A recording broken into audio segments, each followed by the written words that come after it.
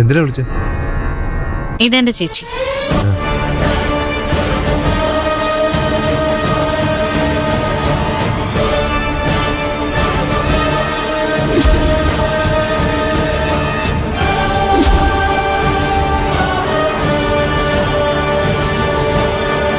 എന്നെ ഇതിനു മുൻപ് എവിടെയെങ്കിലും വെച്ച് കണ്ടിട്ടുണ്ടോ? ഏയ് ഇല്ല. മുഖത്ത് മുൻപ് പരിചയമുള്ള പോലെ ഒരു ഭാവം. ഏയ് ഇല്ല, നമ്മളിത് ആദ്യമായിട്ട് കാണുമല്ലേ. എന്റെ കൊച്ചുമോളെ കെട്ടാനിരുന്നതാ. ഞങ്ങളുടെ യോഗക്കുറവ് അത് നടന്നില്ല. നിത്യമോള് പോയില്ലേ? എന്തിനാ അമ്മേ വെറുതെ എന്തിനാ ആവശ്യമില്ലാത്ത കാര്യമൊക്കെ പറയുന്നത്? നിത്യമോളെ കെട്ടാനിരുന്ന ആളെന്ന് പറയുന്നതേ എങ്ങനെയാണ് ആവശ്യമില്ലാത്ത കാര്യമാവുന്നേ?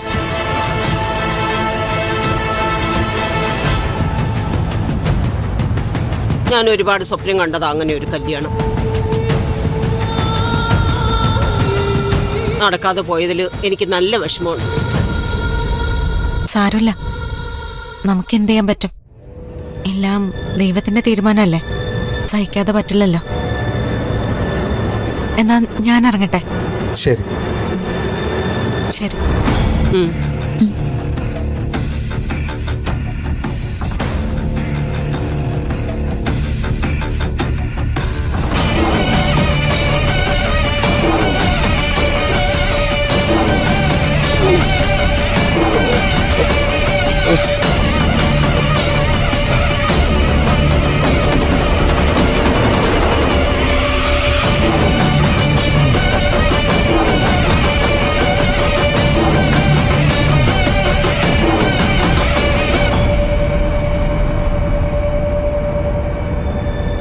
ഹലോ, അതാരാന്നാ പറഞ്ഞേ? എന്റെ ചേച്ചി. ഒരു സംശയം ചോദിച്ചോട്ടെ, നിങ്ങളുടെ കുടുംബത്തിലുള്ള മുഴുവൻ പെണ്ണുങ്ങൾക്കും ഇത് തന്നെയാണോ പണി? ഏത്? മാനവും മര്യാദയ്ക്ക് കഴിയുന്ന കുടുംബങ്ങളിലെ ഭാര്യമാരുടെ കെട്ടുതാലി പറിക്കാൻ. അനാവശ്യം പറഞ്ഞാലുണ്ടല്ലോ. എന്റെ ചേച്ചിയെ പറ്റി നീ എന്തറിഞ്ഞിട്ടാ? പലതും അറിയാം. നിനക്കറിയുന്നതിൽ കൂടുതൽ അറിയാം. ചേച്ചി നാട്ടില് വന്നിട്ട് തന്നെ അധിക ദിവസം ആയിട്ടില്ല. പിന്നെങ്ങനെയാ നീ ചേച്ചിയെ കുറിച്ച് അറിയുന്നേ? നിന്നെ എനിക്ക് നല്ലപോലെ അറിയാമല്ലോ. ആ പാവൻ ചന്ദ്രയുടെ കെട്ടുകാലി പൊട്ടിക്കാൻ നടക്കുന്നവളല്ലേ നീ? അത് അവള് തന്നെ പൊട്ടിച്ചു കളഞ്ഞില്ലേ? എന്തിനാ ഞാൻ? ഇതേ റൂട്ടിൽ കൂടെ തന്നെ അടി നിന്റെ ചേച്ചി ഓടിക്കൊണ്ടിരിക്കുന്നത്. നീ ചന്ദ്രയുടെ താലി പൊട്ടിക്കുന്നു, നിന്റെ ചേച്ചി അക്ഷരയുടെ താലി പൊട്ടിക്കുന്നു. തോന്നിയ ദിവസം പറയരുത്. നോക്ക് നെല്ലില്ലെന്ന് കരുതി എന്തും വിളിച്ചു പറയാതാണോ? മതിയടി, നിലത്തേക്ക്. നിന്റെ ചേച്ചി നാട്ടിലേക്ക് വന്ന് എന്തിനാണെന്നാ നീ വിചാരിച്ചിരിക്കുന്നത്? അത് വേറൊന്നിനു വേണ്ടിയല്ല, പഴയ കാമുകനെ കണ്ട് പഴയ പ്രേമകഥ പൊടി തട്ടിയെടുക്കാൻ. ആ പ്രണയകഥയിലെ നായകൻ ആരാന്നറിയോ? നിരഞ്ജൻ. നായിക നിന്റെ ചേച്ചി മാലിനി.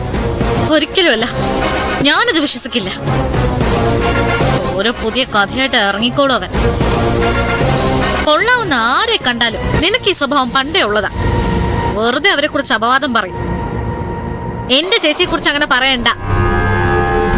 പണ്ടൊരാളെ പ്രേമിച്ചിരുന്നുള്ള ഒറ്റ കാരണം കൊണ്ട് വിവാഹം പോലും വേണ്ടാന്ന് തീരുമാനിച്ച ആളാ എന്റെ ചേച്ചി.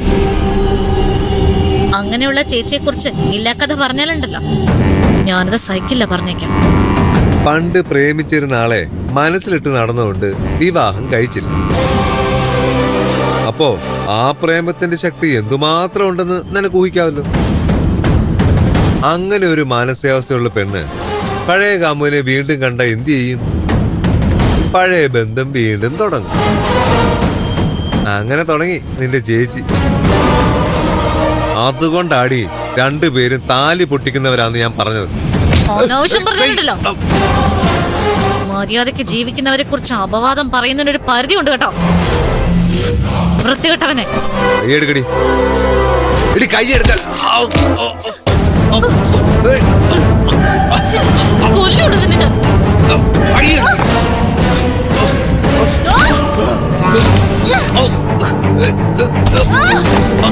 അനാവശ്യം പറയുന്നോടാ.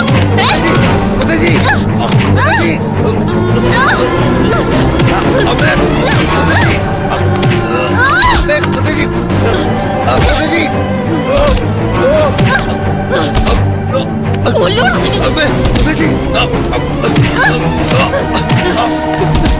അനാവശ്യം പറയരുത്. നീ ജീവിച്ചിരിക്കണ്ട. കൊല്ലൂടാ നിന്നെ. വിടാൻ. ആ? കൊല്ലൂടാ നിന്നെ. മുത്തശ്ശി. വൃത്തികെട്ടവനെ. ആ! വിടറി. വൃത്തികെട്ടവനെ. കൊല്ലൂടാ. മുത്തശ്ശി. ഇതിനെക്കുറിച്ച് അനാവശ്യം പറയല്ലടാ. മുത്തശ്ശി. അയ്യോ. അവനെ വിട്ടേ. അവളെ- വിട് മോളെ. ഇങ്ങോട്ട് മാറ്. ഇതെവിടെ? എന്താ എന്താ ഇവിടെ പ്രശ്നം? എന്താ മോളെ? ഇവനുണ്ടല്ലോ, ഇവനെ പോലെ വൃത്തികെട്ട മനസ്സുള്ളവനെ ഇങ്ങനെയൊക്കെ സംസാരിക്കാൻ പറ്റൂ? ഞാൻ പറയുന്നതാണ് കുഴപ്പം.